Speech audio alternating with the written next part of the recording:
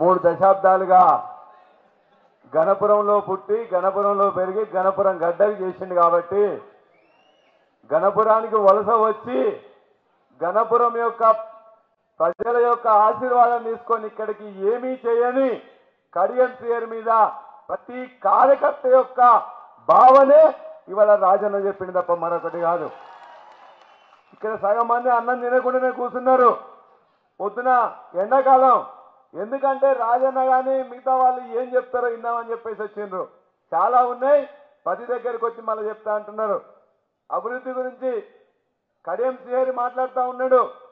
కడియం శ్రీహరికి 2004లో ఇదే ప్రాంతం గణపురం గులాబీ జెండాకు ఓటేసింది కానీ కడియం శ్రీహరికి వేయలే.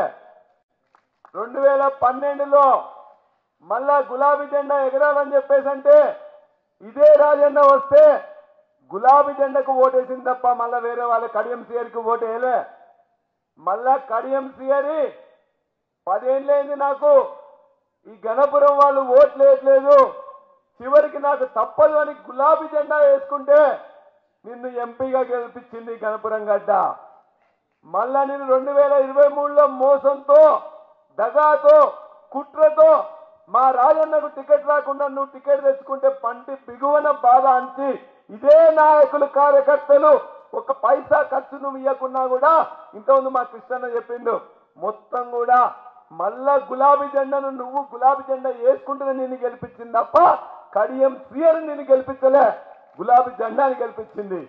ఇవాళ సిగ్గు ఎగ్గు లేకుండా మొత్తం కూడా రాజకీయాల్లో చాలా మంది మారుతుంటారు కానీ ఒక పార్టీ తర్వాత ఒక పార్టీ, ఒక పార్టీ తర్వాత ఒక పార్టీ మొత్తం కూడా ఊసరవెల్లి కూడా సిగ్గుపడుతుంది. ఊసరవెల్లితో కడియం శ్రీహరిని పోలుస్తుంటే ఊసరవెల్లి కూడా వచ్చి చెప్తున్నది నన్ను ఆయనతో పోల్చకండి, నేను ప్రకృతి రీత్యా మాత్రమే రంగులు మారుస్తుంటా, ఈ విధంగా మార్చే వాళ్ళని నన్ను పోల్చకండి అని ఊసరవెల్లి కూడా సిగ్గుపడుతున్నది. దయచేసి ఊసరవెల్లితో కూడా నిన్ను పోల్చడానికి లేదు. అటువంటి నమ్మక ద్రోహివి. రాజకీయాల్లో ద్రోహాలు చేసే వాళ్ళు ఉంటారు కానీ ఇంత ద్రోహం చేసిన వాళ్ళు మాత్రం తెలంగాణ రాజకీయ చరిత్రలో ఉమ్మడి రాజకీయ చరిత్రలో ఎవరు లేరు. అందుకే ద్రోహం అంటే ఇవాళ కడియం శ్రీహరి మాత్రమే. కాబట్టి ఈ గడ్డ ఇంతకుముందు అనేక మంది ప్రాణాలు కోల్పోయింది. ఆనాటి 1948లో కమ్యూనిస్టు సాయుధ తెలంగాణ పోరాటం అయితే చాకలి ఐలమ్మ పుట్టిన గడ్డ. దొడ్డి కొమరయ్య మొట్టమొదటి అమరుడు ఇదే గడ్డ నుంచి వచ్చిండు. అనేక మంది అమరులైన గడ్డ. తర్వాత జరిగిన నక్సలైట్ ఉద్యమంలో ప్రతి ఊర్లో కూడా 5 మంది 10 మంది 15 మంది మొత్తం కూడా ప్రాణాలు అర్పించి మొత్తం కూడా తెలంగాణ బాగుపడాలనుకున్న దాంట్లో అసలు బాచిన ప్రాణాలు త్యాగాలు చేసిన వారి యొక్క త్యాగాల గడ్డ ఇది గణపురం.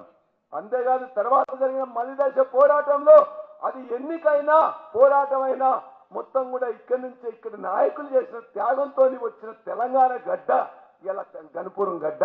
ఇటువంటి గడ్డ మీద చెడగొట్టిన నువ్వు వస్తే కూడా చివరికి గులాబీ జెండా వేసుకొని చెప్పి చేసిన తప్ప మరొకటి కాదు. అందుకే చాలా బాధగా ఉన్నది, కష్టంగా ఉన్నది. 2023లో గాలి ఎదురు విరిచినా కూడా గులాబీ జెండాకు మాత్రం ఇక్కడ గణపురం గడ్డ ఓటేసింది. ఇటువంటి దాంట్లో అనేక మంది నాయకులు కార్యకర్తలు భయపడుతూ బాధపడుతూ చెప్తా ఉన్నారు నీకు ఓటేలే, గులాబీ జెండా కేసినాం, కేసీఆర్ కేసినాం, కారు గుర్తు కేసినాం అని చెప్తున్నారు. అభివృద్ధి గురించి మాట్లాడుతున్నాడు. 7 రిజర్వాయర్లు నువ్వు తెచ్చినాయి కాదు మా రాజన్న తెచ్చిండు.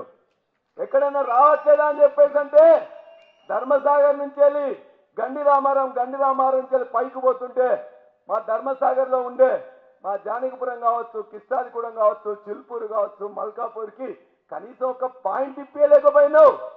నేను ఇప్పించిన 4 పాయింట్లు పెడితే మొత్తం 5-6 గ్రామాల్లో నీళ్లు వస్తున్నాయి. ఇలా మా వేలేరు ప్రాంతంలో నీళ్లు రాకపోతే 15 కోట్లు పెట్టి మొత్తం కూడా సోడ్చిపల్లి మల్లికూరుల గుండ్ల సాగరానికి నీళ్లు ఇప్పించింది నేను. ఇంకా రావట్లేదంటే వేలేరు పీసరా మొత్తం ఆ గ్రామాలకు మళ్ళా మొన్న 35 కోట్లు పెట్టి మళ్ళా కూడా డబ్బులు ఇప్పించింది నేను. అదేవిధంగా శ్రీపతిపల్లి కానీ లింగంపల్లి కానీ కొండాపూర్కి నువ్వు ఒక మాట సాయం కూడా చేయలే. మళ్ళా కూడా ఇవాళ దరిదాపుగా 60 కోట్లు పెట్టి ఇలా శాంక్షన్ చేయించుకుంది మేము. ఇలా వంగాలపల్లి కానీ ధర్మపురం కానీ మల్లక్పల్లి కానీ ఇక్కడి నుంచి వెళ్ళి సౌత్ దేవాదిలో కిందికి పోతుంటే వాళ్ళందరూ కూడా మనసు గోల్తా ఉంటే నస్కెల్ నుంచి మళ్ళా రిజర్వాయర్ చిన్నది ఇలా మళ్ళా పాయింట్ పెట్టించుకుంది మేము. నువ్వు ఏ ఊరికి నీళ్ళు ఇప్పించినావు? ఏ ఊర్లో ఒక్క దగ్గర కూడా నీ పేరు చెప్పి కడియం శ్రీ అని చెప్పినా, లేకపోతే ఒక రిజర్వాయర్ కట్టించినవా, ఒక కాలువ తవ్వించినవా, ఒక చెరువు నింపినవా? ఎక్కడన్నా ఇక్కడున్న వాళ్ళందరినీ కూడా అడగండి. నువ్వు చేయలే. చేసింది ఇలా రాజన్న చేసిండు, లేకపోతే నేను చేసిన తప్ప నువ్వు చేసింది కాదు. ఒక డిగ్రీ కాలేజు ఇన్నిసార్లు మంత్రికి ఉన్నావు కదా, సిగ్గు లేదా నీకు? డిగ్రీ కాలేజ్, ఒక డిగ్రీ కాలేజ్ కూడా ఇక్కడ ఇప్పించినవా? ఆ డిగ్రీ కాలేజ్ కూడా మొన్న జనగాంలో మీటింగ్ పెడితే మేము మాట్లాడి ఇలా మొత్తం రెసిడెన్షియల్ డిగ్రీ కాలేజ్ తెచ్చినాం. ఒక ఫైర్ సెంటర్ లేకపోతే తీసుకొచ్చినాం. మున్సిపాలిటీ తీసుకొస్తాను రాజన్న చేస్తే అడ్డుపడ్డాం. అదేవిధంగా 100 బెడ్డెడ్ హాస్పిటల్ వేస్తే జీవో తీసుకొని వస్తే రాజన్నకి ఎక్కడ పేరు వస్తుందని చెప్పేసి దాన్ని స్టార్ట్ కానియలే. ఒక్క పని నువ్వు చెప్పు, ఏం చేసినావో? నేను చేసిన అభివృద్ధి అంటే ఎప్పుడు చేసినావు? ఎక్కడ చేసినావు? ఎప్పుడు ఎవరో రోడ్లు వేస్తే నువ్వు వేసినవా? నీళ్లు తెచ్చినవా? మంచినీళ్ళు తెచ్చినవా? సాగునీళ్ళు తెచ్చినవా? ఇవాళ ఏది కానీ ఏదన్నా అభివృద్ధి జరిగితే మేము చేసిన తప్ప నీవు ఇంతవరకు చేసింది లేదు, చేసే మనసు లేదు. ఈ పోయే కాలానికి మళ్ళా అబద్ధాలు మాట్లాడుతూ ఇంకా నేను అభివృద్ధి కోసం పోదామంటే అభివృద్ధి కూడా సిగ్గుపడుతుంది. డిగ్రీ కాలేజ్ మేమే తెచ్చినాం, 100 బెడ్డెడ్ హాస్పిటల్ జీవో మేమే తెచ్చినాం. మున్సిపాలిటీ కాకుండా అడ్డుపడ్డది నువ్వు. సాగునీళ్లు కానీ మంచినీళ్లు కానీ ఖచ్చితంగా బరాబర్ చెప్తాం. మా గణపురం బాగుపడ్డదంటే గణపురం బాగుపడాలని చెప్పేసి తెలంగాణ కోసం కొట్లాడింది కాబట్టి దానికోసమే మేము తీసుకొచ్చినాం. కనీసం ధర్మసాగర్లో ఒక లైన్ రోడ్లు వేయించలే, లైట్లు పెట్టించలే. ఇవాళ అక్కడ పోయి ధర్మసాగర్ పోయి సిగ్గు లేకుండా నాకు ఓట్లు వేయమని చెప్పేసి అడుగుతా ఉన్నాడు. కాబట్టి అభివృద్ధి అని చెప్పేసి ఎవరనంటే మీరు ఒక్కసారి గమనించండి. మీ ఊర్లో కానీ మీ మండలంలో కానీ ఎక్కడ కానీ కడియం సేర్ 20 సంవత్సరాలు ఎక్కడన్నా అభివృద్ధి చేస్తే ఆయనకు ఓటేయండి. ఆయన కాకపోతే ఖచ్చితంగా మళ్ళా కారు గుర్తు మా సుధీర్ అన్నకు ఓటేయండి. ఇంకా పోయిన నాయకులందరినీ కూడా నేను రిక్వెస్ట్ చేస్తున్నా. చాలా మందిని భయపెట్టి తీసుకొని పోయిండు.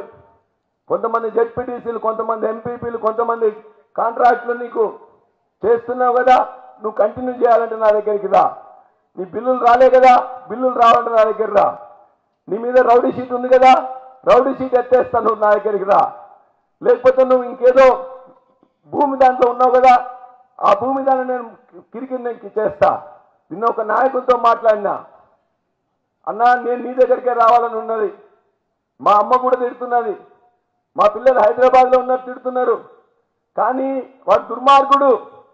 నాకు మా చిన్నాయనకు పంచాయతీ ఉన్నది, మా చిన్నాయనతో పోయి నాకు ఎక్కడ భూమి కాకుండా చేస్తాడు అన్నా. అందుకే అట్లున్నా, ఓటు మాత్రం మనకే ఇస్తాను అని చెప్పిండు. ఎవరిని అడిగిన వాడు ప్రతిరోజు ఒక అర్ధగంట నేను మాట్లాడదామంటే వాళ్ళే తిడుతూ ఉన్నారు.